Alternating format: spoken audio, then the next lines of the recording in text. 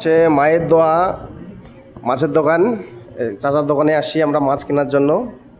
এই যে ফ্রিজে অনেক রকম ছোট বড় মাছ আছে। এখানে দেখি বাটা মাছ, বড় বড় মাছ আছে, রুই মাছ আছে। দেখতে পাচ্ছেন এক একটা মাছের সাইজ বড় বড়।